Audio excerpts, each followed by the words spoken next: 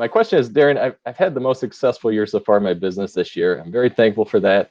Uh, Sometimes I still struggle though because I have huge goals, and even though I'm having success towards those goals, I still feel miles and miles away sometimes. So how do high achievers balance having shorter term successes towards their big goals, then also still balancing that aspect of being hungry and not being satisfied? So I was asked in an interview one time, what is greatness? And I think that this will help you and help pretty much everybody here within the Better Everyday community understand yourself, to know that you are not alone, that in fact, we created this to be your home, that you finally are amongst like-minded friends. So greatness is a drive. It's a pursuit. It's an unstoppable, all-consuming striving for better. Some would call it passion, but I wouldn't. I don't even really like that word. I think it's overused, and this is different. You see, passion is an emotion, so that it wanes, it's temporary, it's fleeting.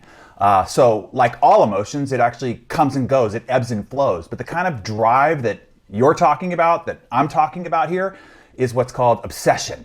An obsession is a fixation. It's an unwavering, relentless drive. You see, obsession it's a persistent desire, one that is all-consuming, one that dominates most all of your thoughts and feelings, whether you're driving, whether you're in the shower, whether you are taking a walk in the woods, right? Most every person that you would say who has achieved some level of greatness was obsessed. It took more than passion. It took an unrelenting obsession to achieve their impact. I mean, people like Abraham Lincoln, that dude was obsessed, right? Theodore and Franklin, and Eleanor Roosevelt, all three of those, obsessed. Martin Luther King Jr., he was obsessed. Winston Churchill, Nelson Mandela, all obsessed. Then you look at people like Michael Jordan or Tom Brady, or Michael Phelps or Serena Williams or Muhammad Ali or Wayne Gretzky. All these people were obsessed. And then you go way back to Michelangelo and Picasso and Da Vinci and Frank Lloyd Wright. All of them obsessed with that persistent drive to strive for better.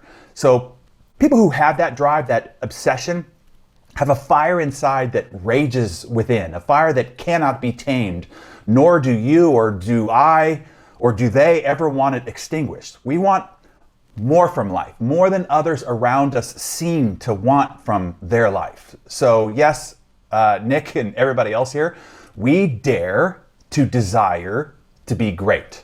So all I could tell you, Nick, is that what you are feeling is normal for people like us. You will always be discontented. I'm sorry to tell you. You will always have that drive to strive for more until they put you in the ground and throw dirt on your face. It's just part of your engine. There's too much new age mumbo jumbo about detachment and contemplating your navel and trying to transcend this earthly plane.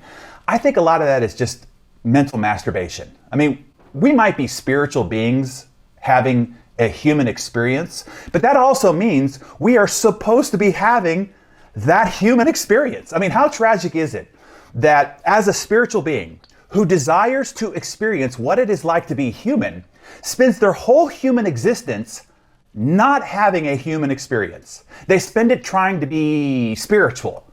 I think it's nuts to me.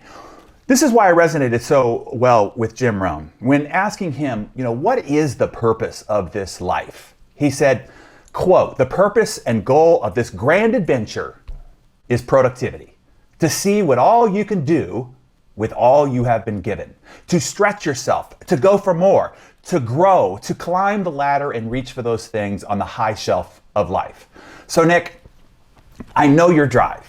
Your obsession can sometimes feel like a curse because you are perpetually discontented, but it is also the greatest blessing you could have ever been given. So many people lack drive. They lack desire. They lack the hunger to do what it takes to push, to prod, to poke themselves to become more than their upbringing, more than their current starting circumstances, or even more than the culture around them would ask of them. Your drive to be great is a magnificent gift. Use it as a force for good. And yes, enjoy the journey as much as you possibly can along the way.